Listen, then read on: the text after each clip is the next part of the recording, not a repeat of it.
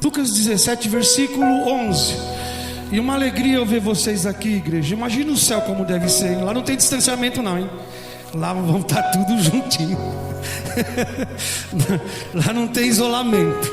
Lá nós vamos estar numa mesa juntos para sempre. Essas pessoas que estão morrendo em Cristo não é para ter medo não, porque a Bíblia fala através de Paulo. Olha que Paulo falou: não vivo eu, mas Cristo vive em mim. Quem vive em Cristo não tem medo do amanhã, porque Jesus venceu a morte. Nenhum homem do mundo venceu a morte. Jesus é o único que eu posso eleger Ele como meu Salvador e meu Senhor, porque Ele garantiu para mim. João 14: credes em Deus, credes em mim. Na casa do meu Pai há muitas moradas, e eu vou. E olha, eu vou preparar lugar. E quando eu for, eu vou voltar, porque onde eu estiver, eu quero que vocês estejam comigo. Vocês querem promessa maior do que essa? Tem alguém nesse mundo que pode dar promessa igual essa? Do dia de amanhã? Firmado eu estou, onde? Que nós cantamos aqui. Seguro eu estou nos seus braços, porque eu sei que o Senhor, meu Redentor, vive. Amém? Todos acharam Lucas capítulo 17, versículo 11? 10 leprosos são curados.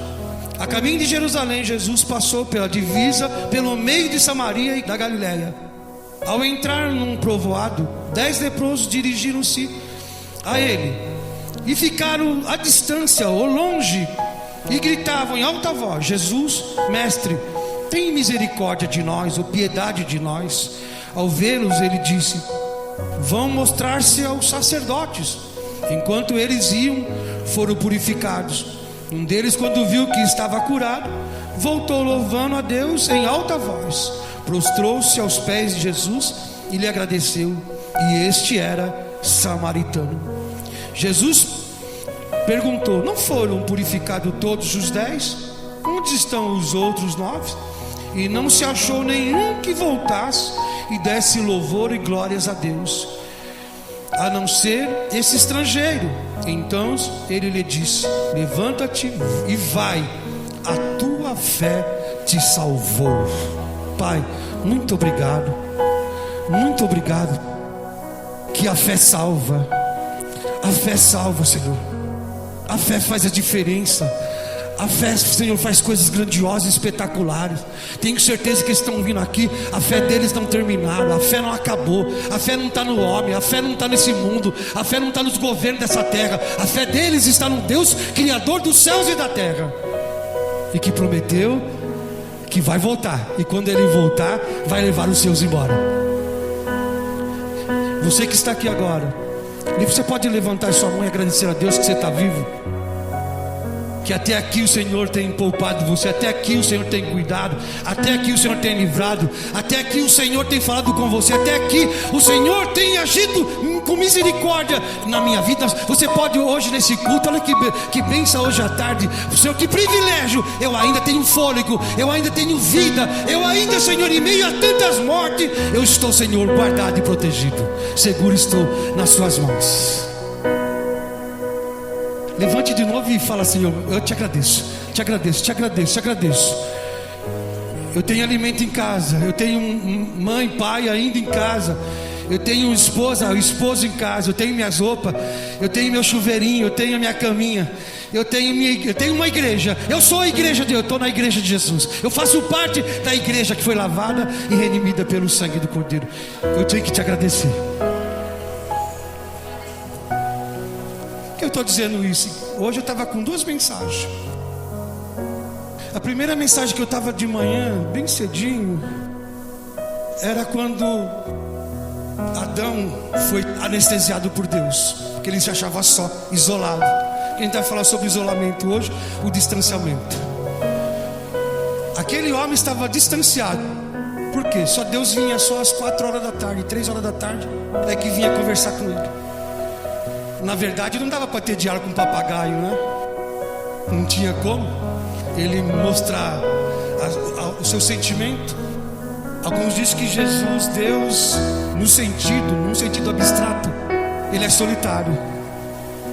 Até a teologia fala que Deus é solitário, sabia? Mas como solitário? Porque ninguém tem um nível dele, de ser o que Ele é e aonde onde ele está e ficar do lado dele.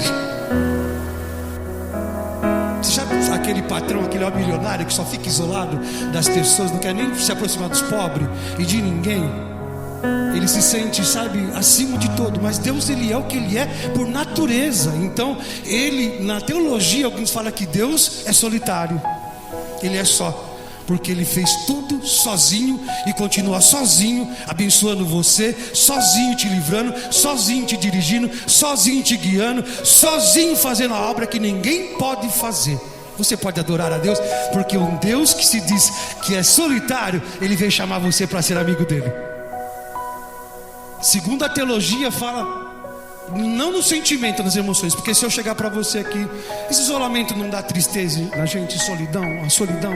Então fala que Deus é solidão no sentido da sua grandeza, que ninguém pode compactuar com ele e estar do lado dele, porque não tem ninguém para isso, e ninguém suporta isso. Que os anjos que mais suportam isso são os querubins e os serafins, mas eles mesmos não têm o poder de suportar a glória, e eles ficam numa distância de Deus razoável, e os querubins levantam as asas e protegem a glória de Deus para não matar os outros anjos. Então significa que Deus, ele fica isolado, no sentido não de sentimento de sofrimento, porque eu estou sozinho. Olha para o teu irmão que está do lado. Esse período aqui, ficar sozinho em casa, não dá uma tristeza, não dá depressão em nós? Não dá uma...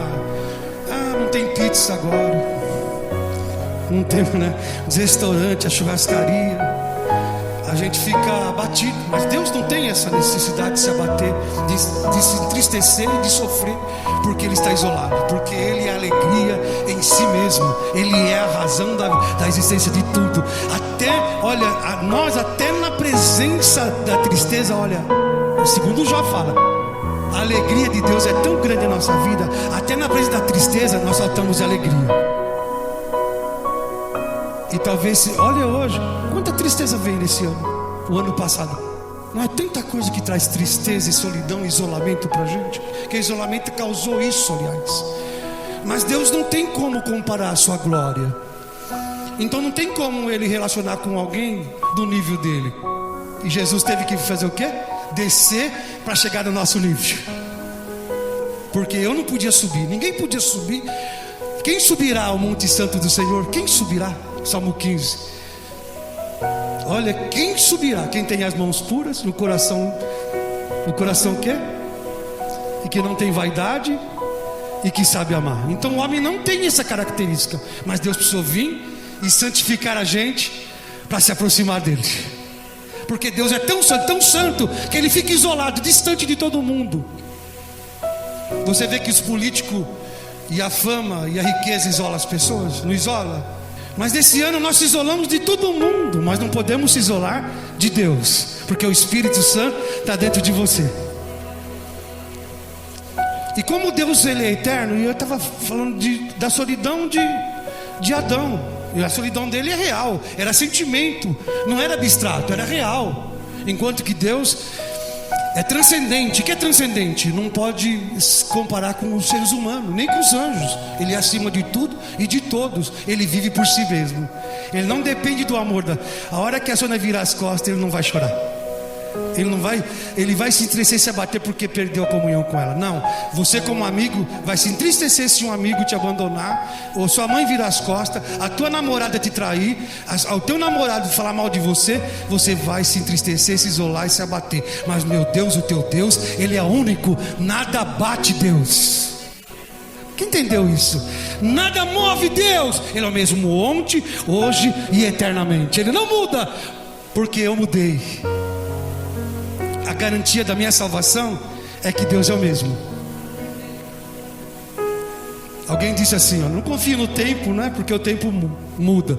Não confie nas pessoas porque elas mudam. Não confie no seu coração porque ele muda. Mas confie em Deus que Ele é o mesmo. E eu estava vendo de Adão e meu Deus, Ele é tão isolado, tão triste, que Deus viu a situação dele. Porque eu estou falando dos 10 leprosos, que era isolado e distante de todo mundo.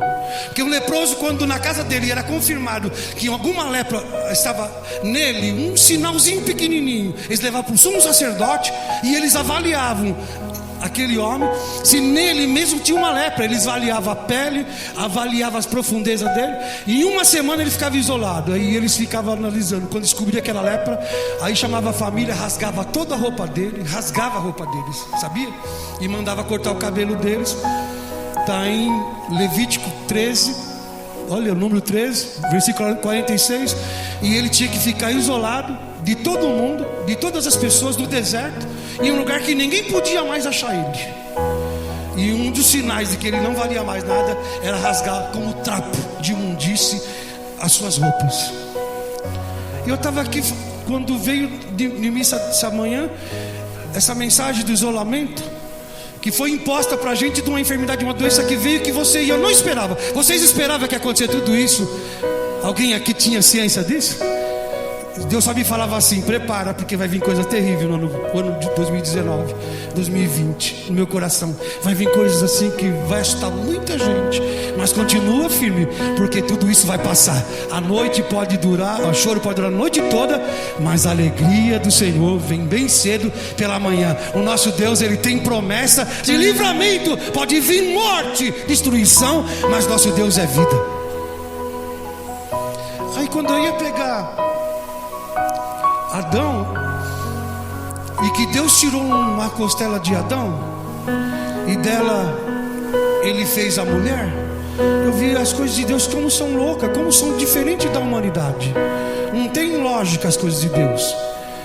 Eu não sei se vocês sabem, Adriano, o imperador romano da década de 45 a 50, quando ele reinou em Roma, Adriano, ele tinha conselheiros, e ele tinha um conselheiro sábio chamado Gamaliel. E Gamaliel tinha uma filha chamada Raquel. E Gamaliel era um dos conselheiros mais inteligentes que existia no reino, mas ele sabia que o Deus dele era o Deus criador dos céus e da terra, o imperador Adriano. E sempre ele era um homem autoritário, e a palavra dele nunca podia ser confrontada. Adriano, o imperador César, ele mandou chamar Gamaliel para humilhar Gamaliel, para mostrar que o Deus de Gamaliel era um Deus que não era um Deus normal, não. Aí ele chamou Gamaliel na sala do trono. Gamaliel, você sabe, Gamaliel, quando o homem ele rouba algo, o que ele é?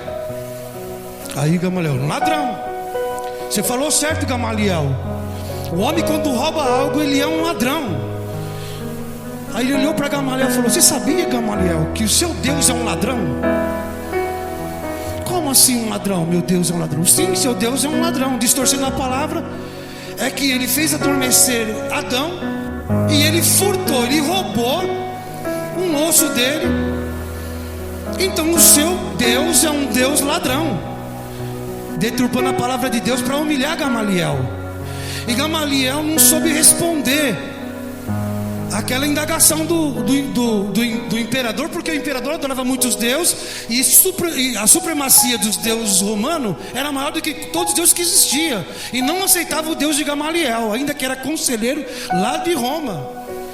Aí Gamaliel não sabia responder, ele ficou calado. De repente a filha dele, que estava atrás da cortina, Raquel, ela ouve o imperador humilhando o pai dela, e humilhando, falando mal do Deus dela, e entra e começa a implorar, e se ajoelha e fala: imperador, imperador, me ajuda, por favor, estou desesperada, desesperada mesmo. O que aconteceu com você? Olha, um ladrão entrou na minha casa e ele roubou o meu vaso de barro. Mas como foi isso? Ele roubou, mas descarado daquele ladrão. Quando ele roubou o meu vaso, eu achei um outro vaso lá, e esse vaso que ele deixou não é meu, é um vaso de ouro cheio de pedras preciosas e pepitas dentro daquele vaso. Então aquele ladrão precisa ser castigado. Aí ele olha para aquela moça e fica assustada: mas como assim, jovem? Você está revoltada, quer justiça? Porque ele estava orgulhoso que aquela moça estava pedindo para ele uma solução. Mas olha, jovem, Você tem que ficar satisfeita. Eu queria um ladrão igual esse, que entrasse nos meus aposentos todo dia, tirasse os meus vasos de barro e colocasse os vasos de ouro, cheios de pedras preciosas dentro deles. Aí a moça olhou para ele: imperador, você falou tudo agora. Você não fala contra o meu Deus que ele é ladrão, não. Sabe o que meu Deus fez? Ele tirou um vaso de barro, que era aquele homem, e colocou um vaso precioso, que é uma mulher, mais valioso que você imagina. Imperador, Deus tirou daquele homem frágil e fraco uma riqueza sem igual, chamada mulher, que é a rainha. Olha, o nosso Deus, ele faz coisas, o quê? Do osso. Ele faz algo perfeito, algo maravilhoso. Dá uma olhada para as mulheres que estão aí, do lado aí. Você está vendo um osso só aí? Ou você está vendo uma estrutura bonita, diferente, que chama a atenção, que é muito diferente dos homens e que alegra os homens? Daquele homem ele tirou uma preciosidade. Aí quando ela falou para o imperador: nunca mais você fala, olha, que meu Deus é ladrão. Ao contrário, olha, você falou, imperador, que um homem que deixa um vaso de ouro e de barro é um homem benfeitor. O meu Deus é benfeitor. Ele tira daquilo que você nem imagina e faz o melhor. Sabe que você está hoje aqui? Deus tirou você do pior e está fazendo você o melhor. E quando ele falou isso para aquele homem ficou assustado com a sabedoria de Raquel, porque Deus escolheu as coisas loucas dessa terra para confundir as sábias, as que não são, para aniquilar as que são. Deus, ele pega as coisas que não são e faz o impossível.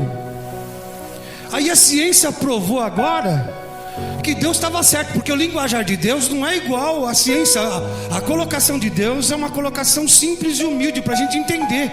Porque hoje os escritores, a ciência sabe que de onde foi tirado Adão, da costela, da onde? A costela da parte óssea, onde tem a parte vermelha, aonde está ali a medula óssea, aonde você pode gerar outra vida. Você sabia que a ciência descobriu isso hoje? Se você pegar um fio de cabelo, se você pegar um osso, você pode regenerar e trazer uma nova vida. O nosso Deus já fazia isso há milhares de anos atrás, e a ciência nem existia. Deus já estava gerando vida de um osso. Se Deus trabalha num osso, Ele vai trabalhar na tua vida de forma espetacular. Você olha para Deus, não precisa de muito para fazer tudo na tua vida. Você pode levantar a tua mão e falar: se Deus faz no osso isso, imagine 204 ossos que eu tenho. 204 ossos, né, que nós temos. Ele tira aquilo que até alguns brincam, né, que segundo fala Tomás de Aquino, que Deus não tirou a mulher da cabeça para o homem, para não ser maior que o homem e ser acima do homem, e nem tirou dos pés para o homem não pisar em cima dela, mas tirou do lado para os dois andar juntos. Você pode louvar Deus, porque homem e mulher tem que andar junto, não pode andar brigando, contendendo, nem atrás nem na frente, mas andar junto, porque foram criação de Deus. Tomás de Aquino, quando falou isso, ele estava falando que Deus podia ter criado eles de uma mesma espécie, mas não. Uma moça perguntou: por que Deus fez primeiro o homem e depois a mulher? Então fala que os homens é o rascunho e a mulher é a obra-prima de Deus.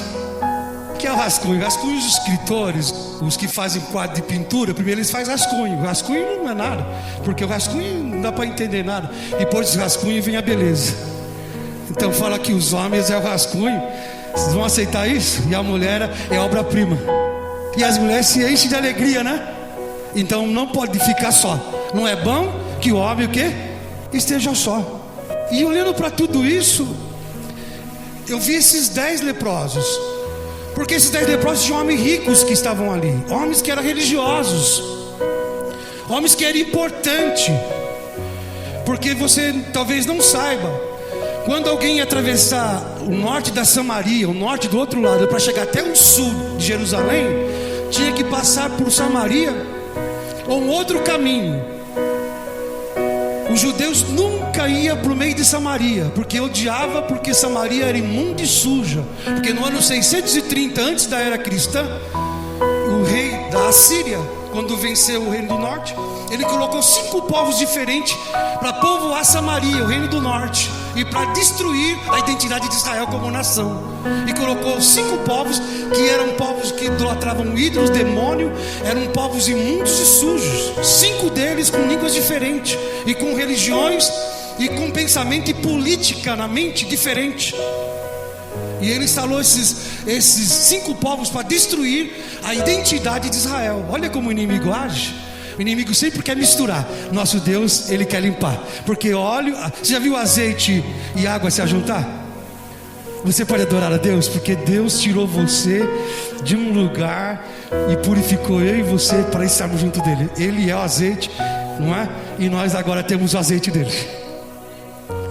E então os judeus, quando eles iam atravessar Israel, eles jamais entravam pelo meio de Samaria. E o outro caminho era 5 dias de viagem a pé.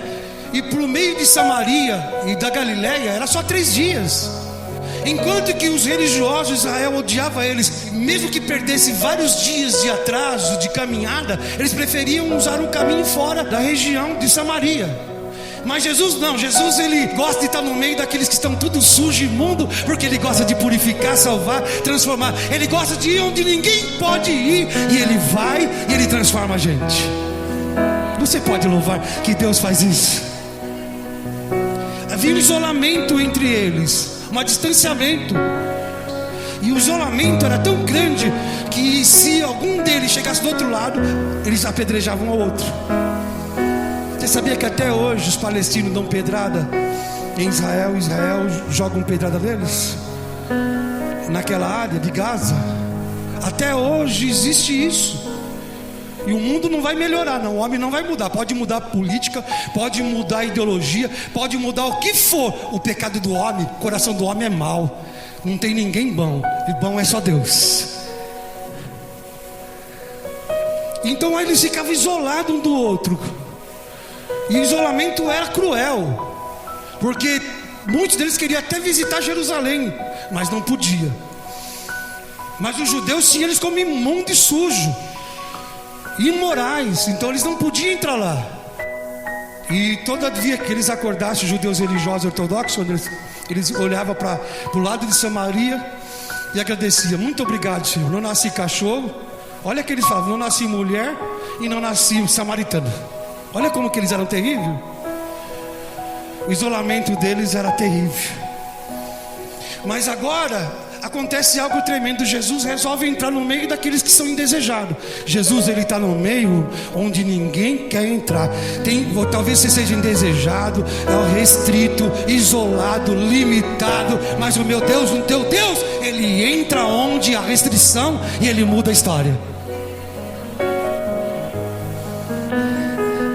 E Jesus, quando ele entra lá, então os discípulos ficam até com medo, porque eles sabem que as roupas, o meio de se vestir dos judeus é diferente, e eles podem morrer naquele percurso. Mas eles não temem a morte, porque Jesus ele veio para libertar aquele povo daquele lugar. Jesus ele sabia da situação, ele sabia da guerra, da luta, do isolamento, do distanciamento deles. E ele vai, e naquele dia ele sabia. Mas quando ele já vai entrando, ele vai vendo 10 homens saindo do centro de Samaria e gritando: Jesus, tem misericórdia de nós. E gritava: tem misericórdia, tem piedade de nós. Olha só, irmãos, nesse momento de tristeza, estou vendo muita dor. Tem gente pedindo misericórdia, piedade, Deus. Olha, a minha vida está terrível, estou distanciado de Ti, eu estou longe de Ti. Não tem ninguém perto de mim, tem misericórdia. Tudo está isolado, aqueles lá estavam isolados para o resto da vida. Porque lá em Levítico 13:46 dizia: quando a lepra se manifestava por toda a vida, aqueles homens, aquelas mulheres jamais poderiam ser visitados, jamais poderiam ser recebidos. Seria para sempre aquela situação da vida deles, a não ser que um milagre acontecesse com eles e eles voltassem para casa. Era impossível um milagre acontecer. Jesus então, quando ele vai entrando aqui, eles vão saindo, mas ele sabe que não pode se aproximar. Eles estão isolados, eles estão distantes, que nem nós estamos hoje vivendo isso. Eu não sei com vocês, ó, eu vim em lugares aí que eu entrei, falando: pastor, não entra aqui não, que o negócio está feio. Você que você quer entrar aqui, não entra, porque as pessoas estão muito contagiadas. E eu ficava naquela, puxa, querendo entrar, mas sabendo que a situação era grave, mas a doença o que é grave está impedindo a gente de entrar, porque o que? Ela gera morte, ela contagia, ela contamina, ela mata. Aí aqueles 10 homens, quando sai, por que 10? 10 é totalidade. Totalidade. E 9 é judeus, e 1 é o que? Samaritano. Enquanto eles ficassem doentes e esfarrapados, o único lugar mais imundo e sujo para eles era Samaria. Então Israel mandava eles para Samaria.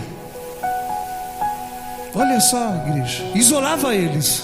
Mas a hora que eles viram Jesus entrando no meio, Jesus está sempre no meio. Ele está sempre no meio da igreja. Jesus nunca está do lado, Ele está sempre no meio. Ele anda vendo eu e você, sabe do seu isolamento, sabe da sua dor, sabe da sua tristeza, sabe da dificuldade que você tem, limitação. Ele sabe por que Ele anda no meio? Para resolver os problemas da nossa vida. Só quem está no meio é que sabe mudar a nossa história. E quando Ele vai entrando, aqueles homens vão se aproximando, mas Ele sabe que não pode, porque os outros iam pegar pedra e iam matar eles de pedrada. Mas mesmo assim eles vão gritando bem alto, para não perder a oportunidade. Do outro lado de Samaria chegou a fama de Jesus, que Ele podia resolver o problema deles. E daqueles homens, talvez quantos já anos que não via a mulher, os filhos, a casa, o lar, quantos que não tinha mais solução para eles, não tinha mais esperança para eles. Mas Jesus estava no meio, chegando, e a esperança deles começou a nascer. Olhe para o teu irmão e fala: a esperança sua, ela não morreu, ela está nascendo. Ela está nascendo, ela está nascendo na tua casa, na tua família, no teu lar, na tua casa. Assim como o Arthur, que chegou nesse mundo aqui novinho, Deus manda dizer: a minha esperança, ela vem bem cedo para salvar eu e você. E quando eles vão gritando, Jesus olha, mas Jesus grita para eles também: vai até o sacerdote, se apresente. Eles não podiam ir, porque se eles fossem sacerdote, eles morriam. Eles não podiam voltar. Eles estavam proibidos de se aproximar e voltar para Jerusalém. Mas Ele diz para eles: vão até o sacerdote. E nisso daí que eles começam a andar para ir até o sacerdote. Aí um olha para o outro: nossa, a ferida, o teu nariz voltou, o teu orelha voltou. O que está acontecendo aí?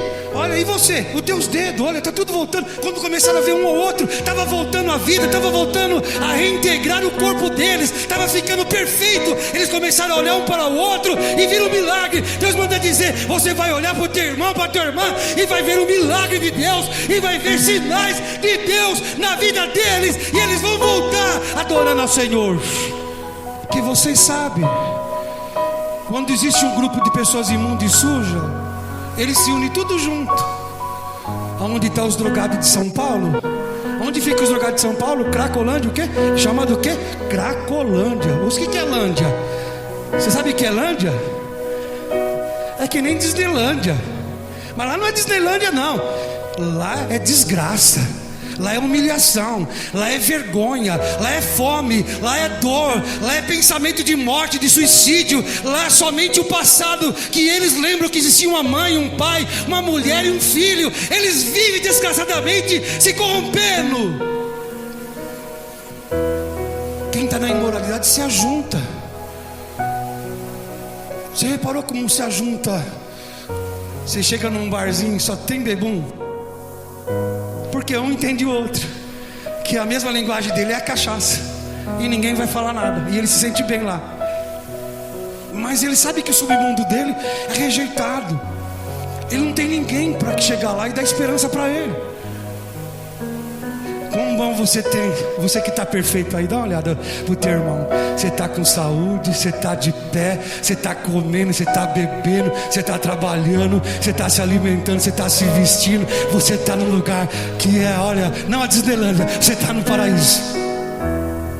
Você pode louvar o Senhor.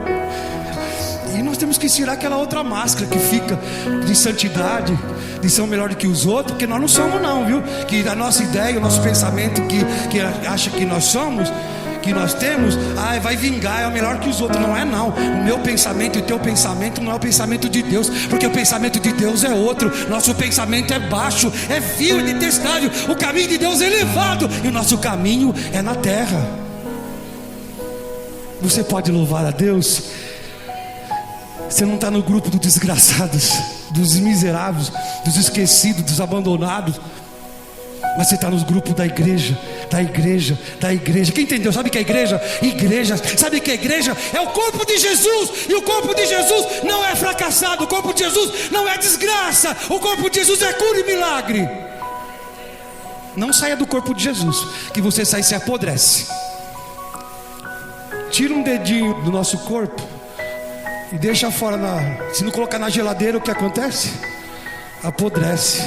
Dá uma olhada aí, tem uns dedinhos aqui, uns pezinhos, uns ali. Não sai, porque se você sair, você degenera. Jesus tem vida, só Ele dá vida, só Ele tem vida. Eu sou a videira verdadeira. Você pode adorar a Deus. Eu sou a videira. Toda vara que está em mim, essa dá muito fruto. E olha, aquele que permanecer em mim vai dar mais fruto. Olha que Ele fala: sem mim nada podeis fazer. E quando Jesus libera a palavra, porque Ele liberou a palavra, vai até o sacerdote. Ele liberou a palavra. Deus manda dizer aqui, olha, vai até a igreja, vai até o homem de Deus, vai até onde tem culto, vai, porque Deus vai operar um milagre na tua vida, vai, e Deus vai honrar você. Quem está entendendo isso? Ele podia falar: Jesus, para que vão mandar esse pessoal lá em Jerusalém, se o culto lá é morto, se o culto não tem vida, se eles me rejeitaram? Mas Jesus fala o quê? Vai até o sacerdote. Ele podia falar: não vai lá não, o templo não vale nada. Jesus nunca fala mal da igreja, né? Mesmo com todo o defeito que tinha lá. Lá eles cambiavam e roubavam, enganavam, havia corrupção no templo. Jesus ainda manda eles ir lá. Jesus não está louco? Talvez você está aqui nessa igreja cheia de defeito e alguém falou: não vai lá não. Mas sabe quem está aqui que não tem defeito? O Espírito Santo de Deus. E Ele vai cuidar de você. Essa igreja não sei o que. Eu quero perguntar.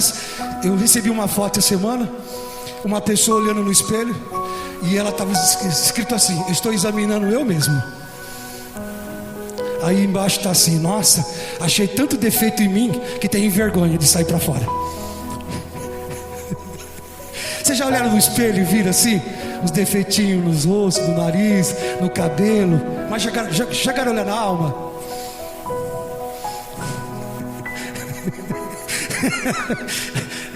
Nossa alma é que está cheia de defeito. A lepra não está no exterior, está no interior.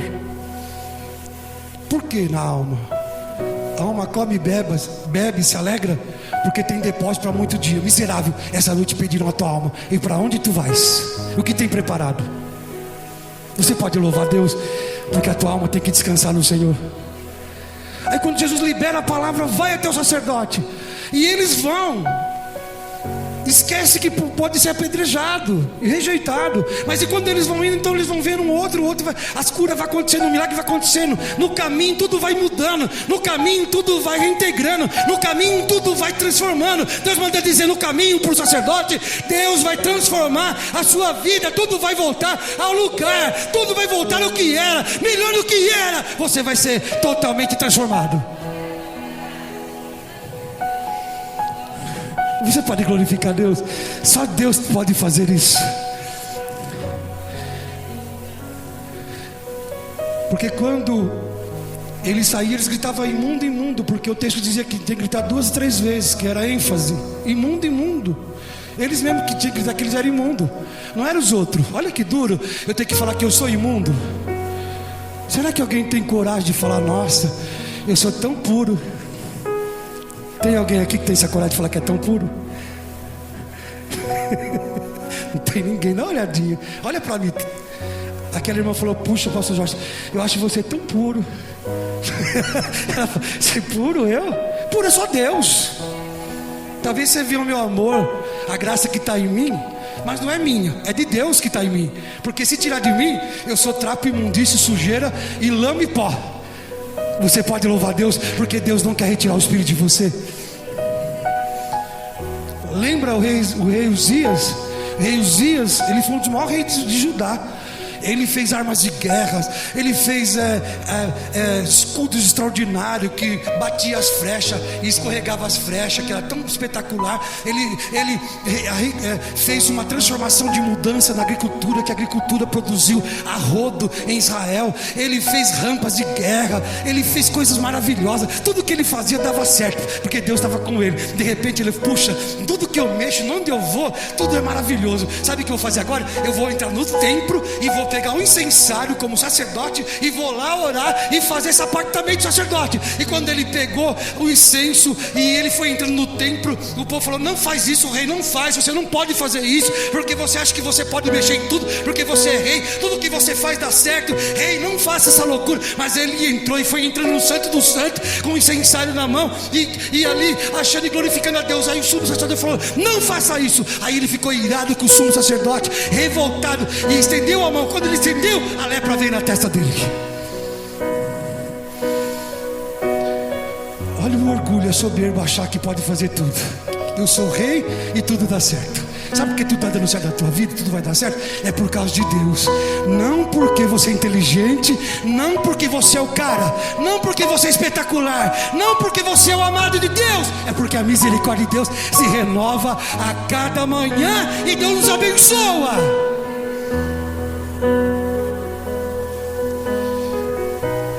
Uzias, quando sentiu que a lepra estava, ele correu. E você sabe que Deus não curou o rei Uzias, ele morreu de lepra. O homem fez cada coisa. O homem achava-se o dono de tudo. Ele governava, a ideologia dele era maior, é a melhor ideologia dele. Ele tinha o pensamento de que ele governava mais do que Deus. Mas Deus só deixou uma leprinha na testa dele. O sacerdote: coloca ele para fora. Aí expulsaram ele da casa de Deus. Sabe onde foi morar? Numa casinha pequenininha que não cabia mal ele lá dentro. E saiu do palácio por causa da lepra. Olha o que a lepra faz, isola. Até rei é isolado de Deus. Se rei é isolado, imagina aqueles que são súditos. Você pode adorar a Deus, porque Deus está aproximando a gente, não está isolando, Ele está se aproximando. Você é um sacerdote. Quando aqueles homens vão andando, Sônia, e na hora eles estão sendo curados, a alegria voltou neles, a esperança voltou. Quem ali tinha negócios que perdeu, família que perdeu, bens que perdeu. Não é triste quando a nossa família tem briga, tem contenda, e se separa, se isola, e um não pode ver o outro? Já acontece com você? Não só acontece com o vizinho, não, acontece comigo. Porque toda desgraça acontece com o vizinho. Não é só o vizinho cair o raio lá, na minha casa não. Nós não estamos blindados não. Quem está indo embora? Homens de Deus, mulher de Deus, muito usado. Você acha que Lázaro não era usado? Aquele cantor não era usado? Não era uma bênção? Deus levou ele embora, deixou ele embora. Ele era melhor do que eu, Deus deixou eu aqui. Ele fazia diferença no mundo. Será que eu faço? Quem entendeu? Ah, não, talvez Lázaro estava em pecado. Não é o pecado que mata a gente. O que mata a gente é a desobediência. Você pode louvar a Deus.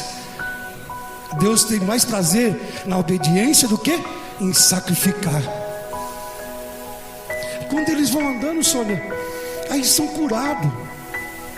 Não uma alegria, em vez daquela alegria deles contagiar os outros, que eles contaminavam todo mundo com a lepra, agora devia contagiar a cidade todinha. Porque quem aqui foi abençoado tem que contagiar os outros. Deus me abençoou, Deus me honrou, Deus me exaltou, Deus mudou a minha história, a minha vida. Eu vou ser a diferença agora. Eu vou ser a luz e o sal da terra. Eu vou fazer a influência acontecer na vida dos outros. Aí os 10 vão para o sacerdote. Sabe por que tinha que ir para o sacerdote? Só ia para o sacerdote quem era curado. Ele não estava curado, porque o sacerdote olhava na pele e na profundeza ele fazia um corte na carne para ver até onde a extensão. Se tivesse escuridão dentro da carne, porque não tinha cura, ele não estava curado, eles matavam o cara. Olha que era difícil ir para o sacerdote. Aí os 9 voltaram. Aí um parou. Puxa vida, eles estão mandando ir até o sacerdote. Lê aí Hebreus 9, 11 e 12. Alguém pode abrir? Eles mandaram eu até o sacerdote, mas o sacerdote me expulsou. Wilson, aquele sacerdote que estava lá, expulsou ele, isolou ele, mandou ele embora. Para ele não tinha mais esperança. Agora ele manda eu voltar para o sacerdote. E lá eu se submeter a ele. Não, eu não posso voltar para lá, porque tem alguém maior do que o sacerdote. Tem um chamado sumo sacerdote. O que diz aí? Hebreus 9, 12, 11, 12.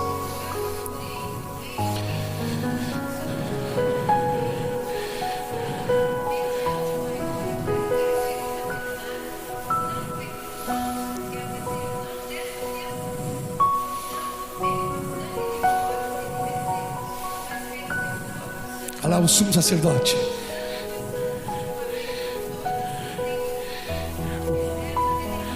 Olha só, o que é que ele fez? Eu vou para o sacerdote, tem um lá que deve ser maior. O que é que sumo sacerdote? O maioral dos sacerdotes, o chefe do sacerdote, o grande, o maior de todos. Eu vou voltar para aquele lá. E quando ele voltou gritando, Marcos, gritando em alta voz, e adorando, e louvando, e glorificando no nome de Jesus. Aí ele se ajoelhou, colocou a cara no chão e louvava ao Senhor. Olha o que ele fez, ele gritava quando precisava da cura do milagre, mas agora quando ele viu o milagre, ele gritava mais alto, porque eu recebi o milagre, e eu vou voltar para agradecer. Sabe que você está aqui hoje, porque Deus já fez milagre na sua vida, e você volta para se humilhar, para adorar, para louvar, porque você é o milagre de Deus. Ah, não vou para a igreja não. Você não vai para a igreja porque não aconteceu nada na sua vida. Olha, Jesus, ele é o dono da igreja. E quando ele voltou, ele não só adorava, ele colocou a cara no pó. Não tinha mais faltando orelha, nariz, os dedos, estava inteiro. Ele estava. Você está inteiro? Quem está inteiro? Você está inteiro? Quem está inteiro, louva o Senhor. Não tem um motivo para adorar. Você foi criado para adorar, você foi formado para adorar. Não tem outro motivo de você existir. Quando você não adora, adora o time de futebol, adora cantor, adora atriz, adora tudo que tem nesse mundo. Mas você foi feito para adorar o Criador, porque você é a imagem e semelhança dele. Aí ele volta e adora. Jesus olhou assim: puxa, não eram 10 e só um voltou. Onde estão os 9 para glorificar a Deus? Cadê os 9? Nessa pandemia, cadê os 9? Pergunta para o teu irmão: você sabe onde estão os 9? Você sabe onde estão os 9? Jesus perguntou. Pode falar para ele mesmo.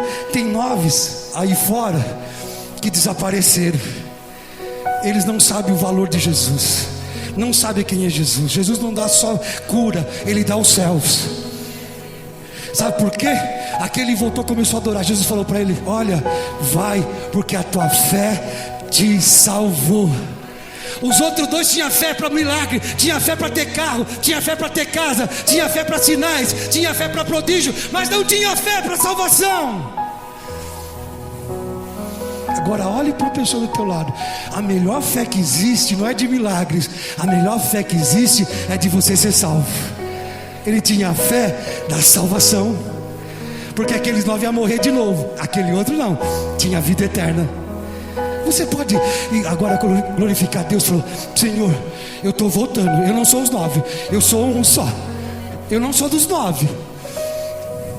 Você pode dizer para Deus agora: eu tenho aqui para te glorificar, Senhor. Eu sei quem eu era leproso, eu estava distante, ninguém queria saber de mim, ninguém me amava, ninguém me dava valor. Mas Jesus, você falou para mim: vai para o sacerdote. E eu fui, mas lá, Senhor, não tinha nada. Estou voltando porque Tu és o meu sumo sacerdote. Eu quero Te louvar, Te adorar, Te glorificar, porque a minha fé em Ti, Jesus, vai me salvar. Vamos ficar de pé. A maior fé que existe é salvar você e eu. Não é salvar a gente de perda material, porque perda material todo mundo um dia vai ter, mas perda da alma é a consequência mais grave, é perder a alma. Dá uma olhada para o teu irmão que está do lado, fala para ele: nós estamos juntos, não vamos ficar distante não. O diabo quer distanciar, O inimigo quer colocar um longe do outro. O inimigo quer separar as famílias, casa, o lar. Quem entendeu essa palavra do Senhor? Deus manda dizer. Ele está perguntando: a tua fé é para salvar? Ou a tua fé é somente nas coisas dessa terra? A tua fé é só para a bênção material? As bênçãos materiais vai ficar. As bênçãos materiais não vai mudar a tua vida, não. As bênçãos materiais não vai transformar você. Mas a tua fé vai dar entrada nos céus. Sabe o que diz Lucas 13:22? O fariseu pergunta: Jesus, são poucos que se salvam? Aí ele falou: são poucos. Porfiai por entrar pela porta, porque a porta é estreita e apertado o caminho, mas se conduz à salvação, e são poucos que encontram essa salvação. Dá uma olhada para o teu irmão, fala: a porta é estreita, mas ela vai te levar à salvação. Você pode levantar sua mão e falar: Senhor, eu estou inteiro, eu estou de pé. Eu não estou leproso, eu não estou sujo, eu não estou destruído, eu não estou imoral, eu não estou arrebentado. Mas se eu tivesse, eu sei que tu vai me levantar. A minha casa, o meu lar, tu vai levantar a minha casa. Se na minha casa tiver tudo de ponta cabeça, tudo destruído, tudo jogado, tudo distanciado, tudo abandonado, tudo isolado, tu vai aproximar. Olha, eles gritavam de longe eles gritavam. E aqueles 9 continuaram de longe. Tem muitos cristãos, sabe, que falam para mim: pastor, não dá para buscar mais não, eles estão de longe.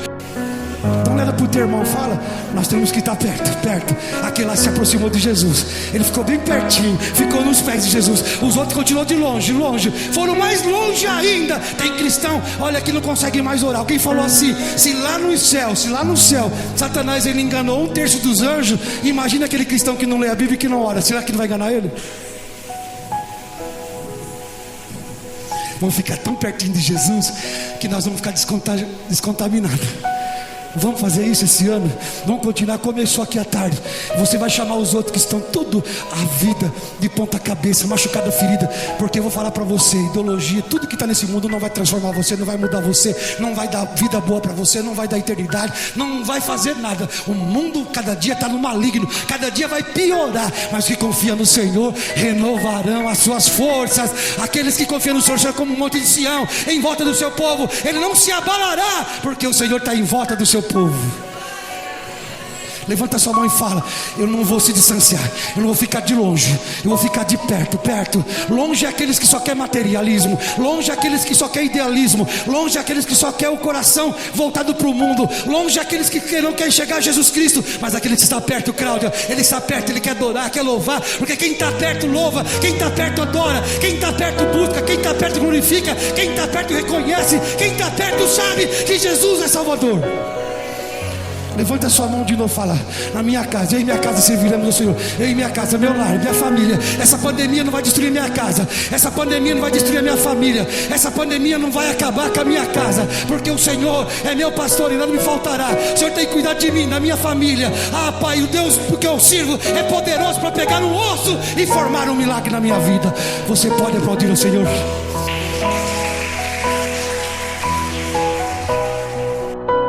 Se você chegou até aqui, se inscreva no canal, deixe seu like e não esqueça de compartilhar com os amigos. Deus abençoe.